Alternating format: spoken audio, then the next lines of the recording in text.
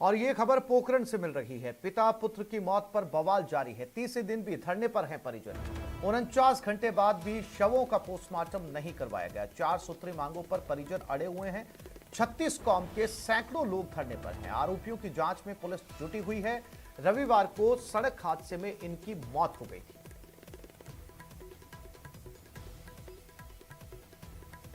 ये पोखरण की तस्वीरें हैं जहां बताया जा रहा है सर्व समाज के लोग इकट्ठा हुए हैं और एक सड़क दुर्घटना में हुई मौत के बाद 49 घंटे बीत चुके हैं, लेकिन फिलहाल शवों का पोस्टमार्टम नहीं करवाया गया है और ये सभी लोग प्रशासन से अपनी 4 सूत्री मांगे पूरी करवाना चाहते हैं। और पोखरण से सांवल दान हमारे साथ जुड़ गए हैं। सांवल, सबसे पहले तो ये जानकारी दीजिए कि इनकी 4 सूत्री मांगे क्या क्या हैं और दूसरा, क्या समझाइश का दौर जारी है, बातचीत का हल कोई निकल पा रहा है वहां पर? देखिए, आज से साफ तौर से देखा जाए पिता पुत्र की सड़क दुर्घटना में मौत के बाद लगातार धरना जारी है और पहली मांग इनकी है राज्य सरकार से कि मृतक के जो आश्रित है उनको 50 लाख की आर्थिक सहायता राशि दी जाए। दूसरी इनकी मांग है कि सड़क हादसे में जो हादसा हुआ उसमें जो सभी आरोपियों को गिरफ्तार किया, जो वाहन है उसको जब्त किया जाए। तीसरी मांग है जो मृतक के परिवार को सरकारी नौकरी दी जाए और चौथी मांग है अनुसंधान मतलब जांच के दौरान धारा 302 ऐड की जाए पोस्टमार्टम के बाद। ये मांग है आसिफ जी। सांवलदान, जैसा कि बताया कि पुलिस अभी भी इस पूरे मामले की जांच में जुटी है। तहकीकात कहां तक पहुंची? पुलिस के हाथ अब तक इस पूरे मामले में लगा क्या है? देखिए आसिफ, जैसलमेर के एसपी डॉक्टर अजय सिंह लगातार पोखरण थाने में कैंप करके बैठे हैं और लगातार इसकी मॉनिटरिंग कर रहे हैं, पल पल की अपडेट्स ले रहे हैं, प्रत्येक इनपुट्स ली जा रहे हैं, प्रत्येक सीसीटीवी कैमरे फुटेज की जाए। पुलिस अंतिम स्टेज की तरह पहुंचने की चर्चाएं हैं, सूत्रों से अहम जानकारी मिल रही है और धरना स्थल पर लगातार पोखरण के एसडीएम राजेश बिश्नोई, पोखरण सीओ मोटाराम चौधरी लगातार समझाइश कर रहे हैं।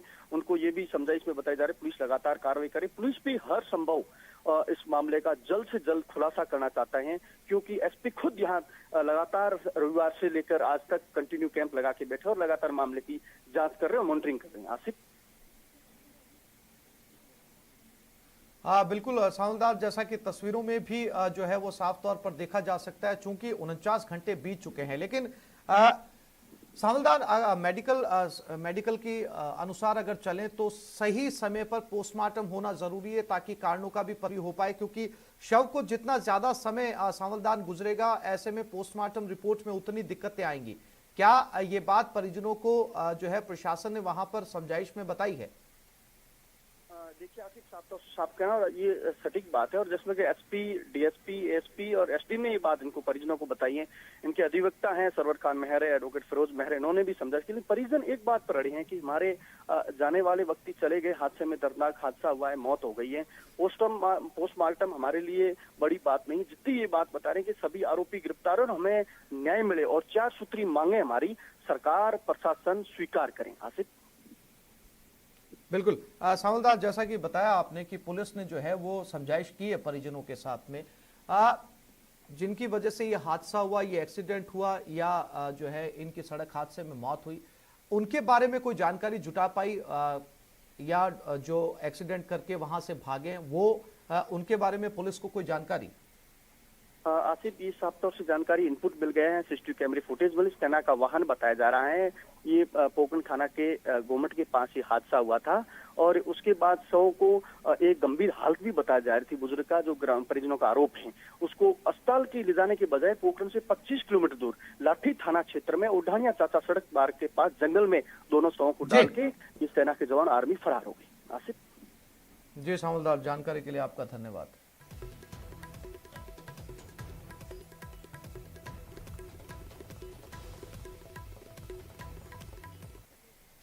और ये खबर धौलपुर से, भीषण सड़क हादसा हुआ, 3 की मौत हो गई। हादसे में 12 लोग घायल हुए। मैक्स और इको में ये टक्कर हुई है।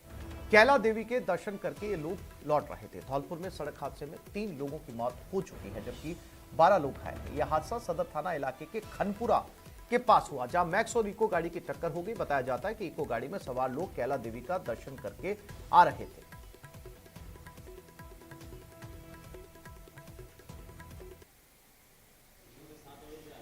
घायलों की तस्वीरें जहां पर 2 गाड़ियां आपस में टकरा गई और ये सभी दर्शनार्थी थे, कैला देवी का दर्शन करके लौट रहे थे। नवरात्रे इस समय चल रहे हैं, तो उसी हेतु ये सभी मैक्स गाड़ी में थे और मैक्स और इको की आपस में टक्कर हुई। चूंकि पूरी मैक्स जो है वो भक्तों से भरी हुई थी और इसी दौरान ये टक्कर हुई। इसमें ये 12 लोग घायल हैं जो इस समय हॉस्पिटल में एडमिट हैं और इसके अलावा 3 लोगों की मौत हो चुकी है। हरिवीर हमारे संवाददाता हमारे साथ जुड़ गए। हरिवीर, बड़ा हादसा था, चूंकि 12 लोग इसमें एडमिट हुए, 3 लोग घायल हुए। पुलिस ने क्या कुछ कहा इस पूरे मामले को लेकर?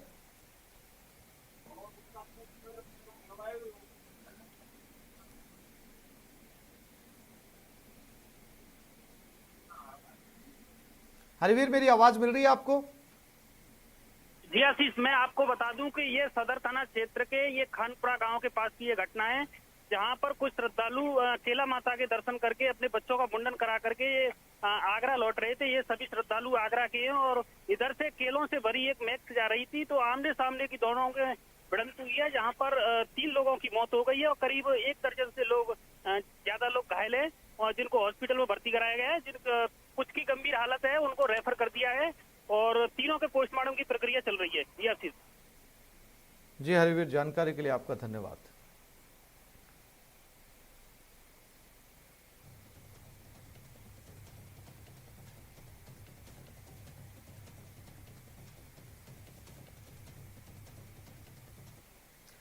चूरू के सादुलपुर में सड़क हादसे में एक व्यक्ति की मौत हो गई जबकि 3 लोग घायल हो गए। यह हादसा चूरू बाईपास पर हुआ, जहां ट्रक और टैंकर में टक्कर हो गई, जिसमें ट्रक ड्राइवर की मौत हो गई। ड्राइवर का शव केबिन में फंस गया था, जिसे पुलिस ने क्रेन की मदद से बाहर निकाला।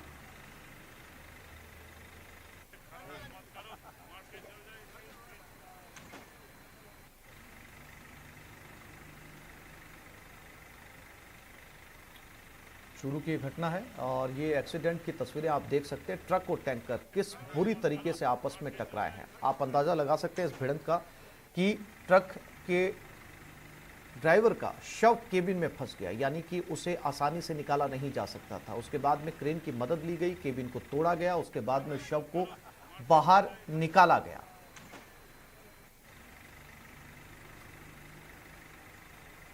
चूरू की घटना है हाईवे पर, जहां पर ट्रक और टैंकर आपस में टकरा गए।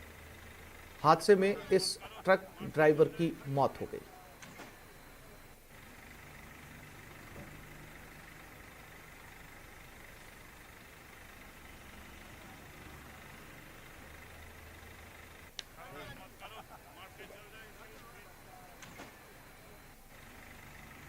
और ये खबर उदयपुर से है। बदमाशों ने एक ऑटो में आग लगा दी। आग से ऑटो जलकर राख हो गया। ऑटो चालक जरूरतमंद की मदद करता था। प्रतापनगर थाना इलाके की यह घटना बताई जा रही है।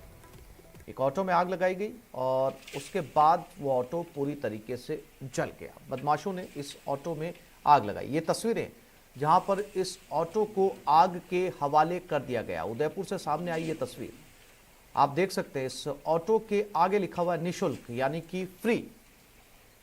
बताया जाता है कि जरूरतमंद लोगों की ये ऑटो ड्राइवर मदद किया करता था।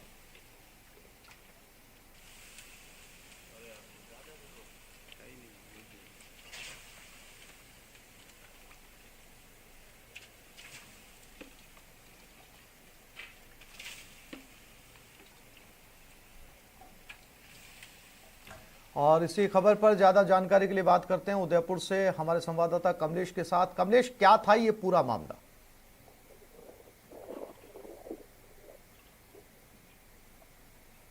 कमलेश, मेरी आवाज मिल रही है आपको? जी देखिए, ये प्रतापनगर थाना इलाके की घटना है। कल रात देर रात को करीब 3 बजे के आसपास प्रकाश चंडालिया जो कि है कि एक सामाजिक कार्यकर्ता भी है और ऑटो भी चलाते हैं। कल रात देर रात इनके कुछ असामाजिक तत्वों ने घर के बाहर खड़े ऑटो में आग लगा दी। उसके बाद जो ब्लास्टिंग हुई तो उस ब्लास्टिंग की आवाज सुनकर ऑटो चालक घर से बाहर निकला और देखा कि जो ऑटो है कि पूरी तरह से जल रहा था। और उस दौरान पड़ोसी आसपास के जगह और उन लोगों ने सभी ने मिलकर उस पर बुझाने का प्रयास किया, लेकिन जब तक कि आग पूरी तरह से जल चुकी, ऑटो पूरी तरह जल चुका था और ऑटो पूरी तरह खाक हो चुका था। जी कमलेश, जानकारी के लिए आपका धन्यवाद।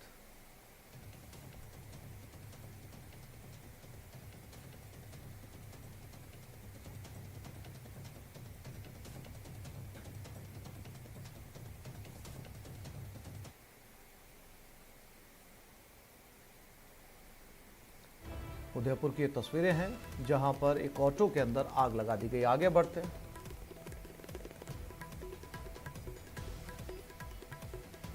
और ये खबर जयपुर से। संस्कृत यूनिवर्सिटी की कुलपति को झटका लगा है। राजभवन ने कुलपति के आदेश पर रोक लगा दी है। कुलपति ने रजिस्ट्रार के अधिकार सीज कर दिए थे। कुलपति और रजिस्ट्रार के बीच में ये विवाद था। राजभवन ने फिर लौटाए रजिस्ट्रार को उसके अधिकार।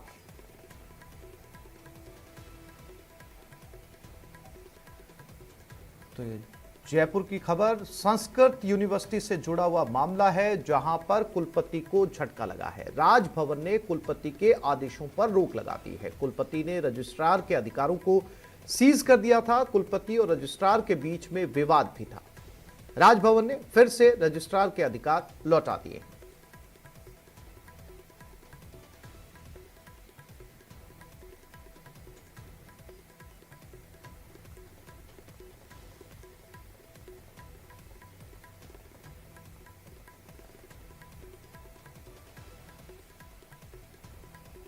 जयपुर में संस्कृत यूनिवर्सिटी से जुड़ा हुआ ये पूरा मामला।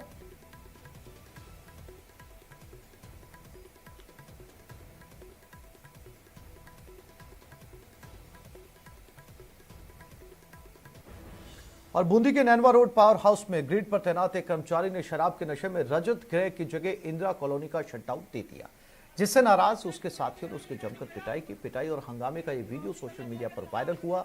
हंगामे की सूचना पाकर मौके पर पहुंचे अधिकारियों ने शराबी कर्मचारी का मेडिकल करवाया और कार्रवाई का भरोसा दिया। इसके बाद जाकर हंगामा शांत हुआ।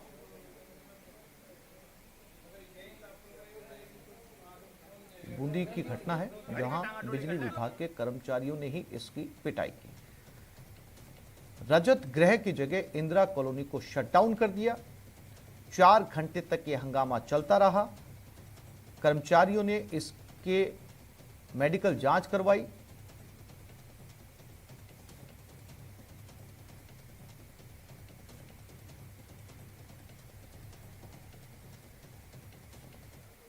में जो है फोन आया था कि वहाँ पर लाइट बंद हो गई, मतलब बीमारी है। तो पता लगा कि वहाँ पे कोई बंदर चिपका बताया। तो बंदर चिपकने की जो वहाँ का FI है उसको मैंने सूचना दी थी मुकेश को। उसके बाद ये घटना पता लगी कि वहाँ पे ऐसा हो गया कि सप्लाई जो है शटडाउन लेने के बाद चालू कर दी। उसकी जांच चल रही है। टीवी नली है, कोई अलग से कोई कंपनी नहीं है। जो जिनकी शिकायत मिली कि शराब पी रखी है उनका मेडिकल मुआयना कराया जा रहा है, उनको भेजा जा रहा है, उनको ले गए होंगे। जिस कर्मचारी ने लापरवाही बरती उसके ऊपर क्या कार्रवाई की जाएगी? अभी जांच कर रहे हैं, जांच होते हुए उनको कार्रवाई की जाएगी तुरंत। और भरतपुर में एसीबी की बड़ी कार्रवाई सामने आई। डिग थाने में एसीबी का छापा हुआ। घूसखोर सब इंस्पेक्टर ट्रैप हुआ। दलाल भी एसीबी के हाथे चढ़ गया। 3,500 रुपए की घूस लेते एसीबी ने दबोचा। नाली के झगड़े के विवाद को खत्म कराने और कार्रवाई न करने के एवज में रिश्वत राशि मांगी गई थी। एसीबी के सीओ परमेश्वर लाल के नेतृत्व में यह कार्रवाई की जा रही है। फिलहाल डिग थाने में यह कार्रवाई हुई है। थाने के अंदर डिग थाने में यह छापा मारा गया है। हमने अट्ठाऊ के लड़का उसके गाँव में चक्कर में घूम रहे थे। 10,000 रुपये मांगे कि हम तुम्हारे नाम में निकाल देंगे। किसने मांगे थे? 10,000। अच्छा, किसने? हरिओम में। दिनांक 13/9/21 को हमारे पास राधा रमन एक परिवादी आया था चौकी भरतपुर में और शिकायत की थी कि श्याम सुंदर व हरि ओम कांस्टेबल 10,000 रुपये की रिश्वत मांग रहे हैं हमारे राजीनामा जो हमारे बीच में लड़ाई झगड़ा उसको कराने के लिए, जिसका सत्यापन हमने 13/9 को करवाया और जिसमें 10,000 की डिमांड पाई गई। उसके उपरांत उन्होंने ये कहा था कि जब मैं टेलीफोन करूं तब मेरे पास पैसे लेके आना। तो आज दिनांक 11/10 को उन्होंने बुलाया था। उसके उपरांत हमने ये ट्रैप की कार्रवाई को गुप्त रूप में रखते हुए इनको 3,500 रुपये, इनके ऑपरेटर प्राइवेट व्यक्ति हैं जिन्होंने जितेंद्र सिंह बंटू ने 3,500 रुपये रिश्वत की राशि ली। 5,000 रुपये रिश्वत राशि ली, जिसमें 1,500 रुपये वापस दे दिए। 3,500 रुपये अपने पास रख लिए और इनकी उपस्थिति वहीं थी श्री श्याम सुंदर जी की और वो 2 अन्य संदिग्ध हेड कांस्टेबल उनकी भी। इनकी भूमिका की जांच की जा रही है। अगर वो भी आरोपी पाए जाएंगे तो उनको भी गिरफ्तार कर लिया जाएगा। और ये खबर हनुमानगढ़ से है। दलित युवक की हत्या का मामला, बीजेपी की कमेटी आज प्रेमपुर जाएगी। विधायक मदन दिलावर, अविनेश महर्षि और सुमित गोदारा पीलीबंगा जाएंगे। मृतक युवक के परिजनों से मुलाकात करेंगे। तीनों विधायक, बीजेपी प्रदेश अध्यक्ष सतीश पूनिया ने यह कमेटी बनाई है। सुबह 10 बजे तीनों विधायकों के प्रेमपुर पहुंचने का कार्यक्रम है।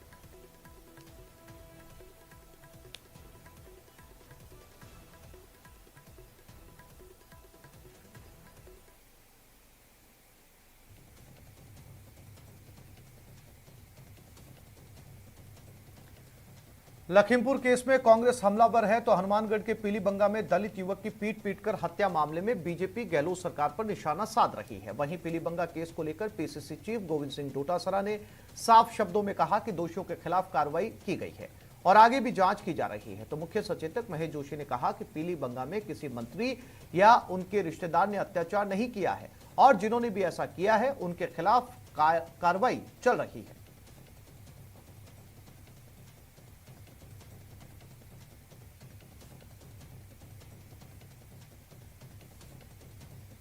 और राजू रामगढ़िया हमारे संवाददाता हनुमानगढ़ से हमारे साथ जुड़ गए।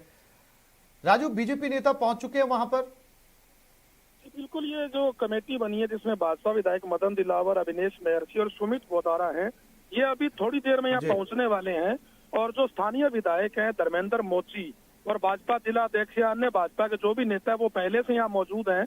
तीनों विधायकों का इंतजार कर रहे हैं। तीनों विधायक थोड़ी देर में यहाँ पहुंचेंगे, परिजनों से मिलेंगे, इस मामले में उनको सांत्वना देंगे और जो भी घटनाक्रम है उस पर अपना जो भी बयान है वो देंगे। मगर फिलहाल जो है तीनों विधायक सूरतगढ़ से पहुंचने वाले हैं और स्थानीय विधायक और भाजपा के नेता यहाँ मौजूद हैं। जी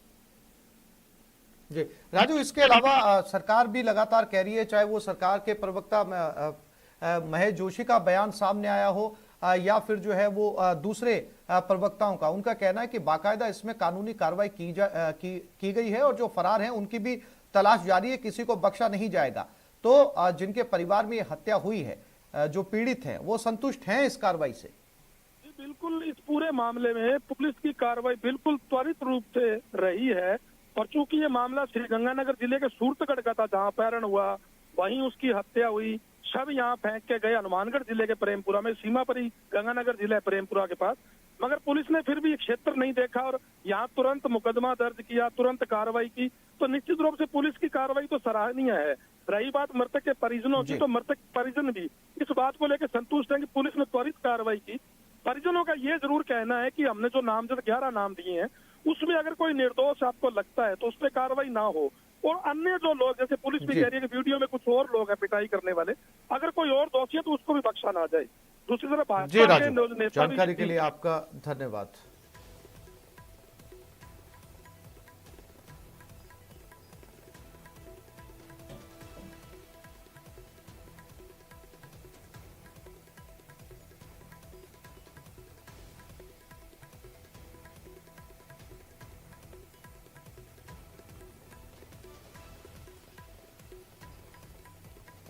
चूरू के रतन नगर में अपनी साली की सगाई कार्यक्रम में शामिल होने सीकर से आए दामाद की मौत मामले में अब नया मोड़ आ गया है। मौत के 5 दिन बाद मृतक के भाई ने 5 लोगों के खिलाफ हत्या का केस दर्ज करवाया है। दरअसल 7 अक्टूबर को सीकर निवासी हरिराम का शव ससुराल में फांसी के फंदे पर झूलता हुआ मिला था। हरिराम शिक्षा विभाग में यूडीसी के पद पर कार्यरत था, जो साली के सगाई कार्यक्रम में शामिल होने के लिए रतन नगर आया था। पहले हरिराम के बेटे ने खुदकुशी का केस दर्ज करवाया था।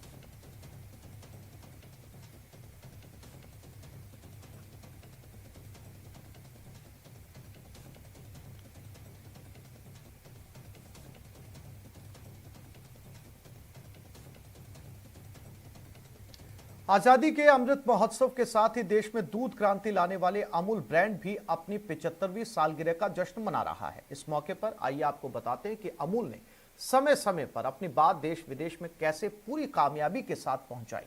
अमूल ने अनूठे अंदाज में अपने प्रोडक्ट्स की जानकारी लोगों तक पहुंचाई। अमूल का हर विज्ञापन नई कहानी कहता है। अमूल की कोशिश रहती है कि अपनी बात निराले और दिलचस्प अंदाज में आप तक पहुंचाई जाए। आइए देखते हैं अमूल की एक अमूल्य कहानी।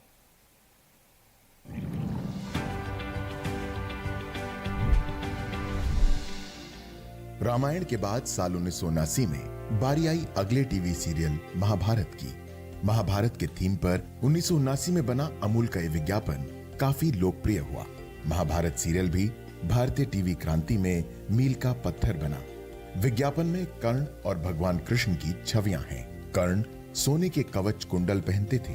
अमूल बटर के सुनहरे रंग की तरफ इशारा। संदेश था कि ये लोगों को पसंद है। ऑलवेज अमूल यूज करना वाक्य में करना को कर्ण भी पढ़ सकते हैं।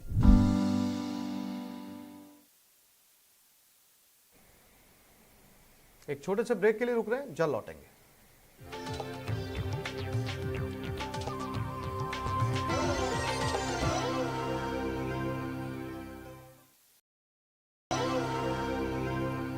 प्रशासन शहरों और गांवों के संग अभियान टोंक के 2 दिवसीय दौरे पर हैं सचिन पायलट। प्रशासन शहरों के संग अभियान का जायजा ले रहे हैं। नगर परिषद के अग्निशमन केंद्र में शिविर स्टेट ग्रांट एक्ट के तहत पट्टे, कृषि भूमि नियमन के पट्टे, नाम हस्तांतरण, सीनियर सिटीजन के रोडवेज के कार्ड इसमें वितरित किए जाएंगे। तो टोंक के 2 दिवसीय दौरे पर सचिन पायलट पहुंचे हुए हैं और इसमें कई कार्यक्रम सचिन पायलट के शेड्यूल किए गए हैं और इसमें नगर परिषद के अग्निशमन केंद्र में ये शिविर स्टेट ग्रांट एक्ट के तहत ये पट्टे जारी किए जाएंगे। इसमें कृषि भूमि नियमन के पट्टे का नाम हस्तांतरण यानी कि नेम ट्रांसफर और उसके अलावा सीनियर सिटीजन के रोडवेज के कार्ड भी इसमें वितरित किए जाएंगे। और दौलत पारिक हमारे साथ लाइव जुड़ गए हैं, उनके पास चलते हैं। टोंक में दौलत, क्या कार्यक्रम यहां पर शुरू हो चुका है पट्टों का वितरण?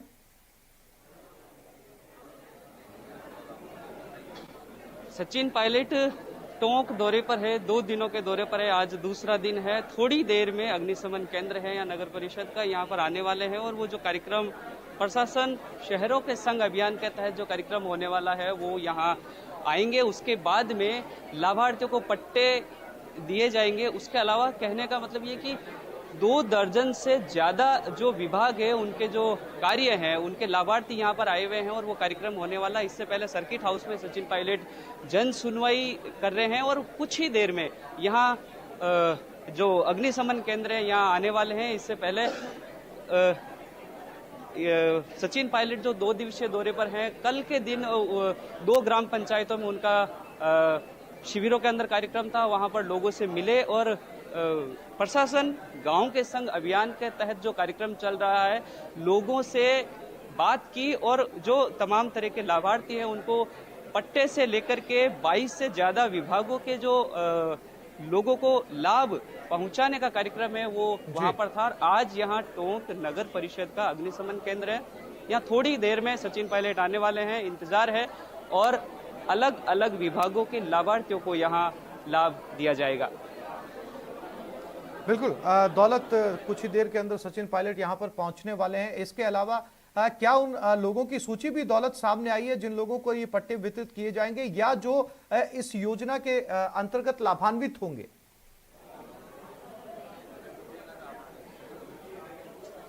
सूची की बात बताऊं तो कल एडीएम ने बताया था कि टोंक जिला एक ऐसा जिला है जो पट्टा वितरण कार्यक्रम में पूरे राजस्थान में नंबर 1 पर है। तो कहने का मतलब ये है कि टोंक जिले का 32वां शिविर यहाँ आज है। 31 शिविर पहले हो चुके हैं, 32वां शिविर है और पट्टा वितरण कार्यक्रम में टोंक जिला है वो नंबर 1 पर है।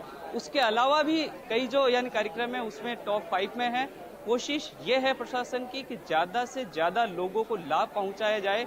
सरकार की जो योजना है, सरकार कोशिश ये कर रही है कि लोगों को जो काम नहीं होने का लोग कह रहे हैं कि शिविर के दौरान लोगों को ज्यादा से ज्यादा काम हो। सचिन पायलट ने कल यानी मंच से कहा कि अगर किसी व्यक्ति का कुछ छोटा मोटा कोई अटका हुआ कार्यक्रम है, अगर कोई कागज पूरा नहीं है तो भी मदद के तौर पे भी ये कर दीजिए, क्योंकि एक महिला आई थी जिसका जन्म प्रमाण पत्र नहीं था और 70 से ज्यादा उम्र की वो महिला थी, प्रमाण पत्र को लेकर के कोई काम अटका हुआ था। तो सचिन पायलट ने कहा कि अगर इस तरह का कोई मामला आए तो ज्यादा से ज्यादा लोगों को लाभ पहुंचाने का सरकार का जो मकसद है वो यहाँ पूरा होना चाहिए। दौलत, और किसी भी तरह से अगर कोई नजर बनाए रखिएगा, समय समय पर अपडेट आपसे लेते रहेंगे। फिलहाल तमाम जानकारी के लिए दौलत पारिक आपका शुक्रिया।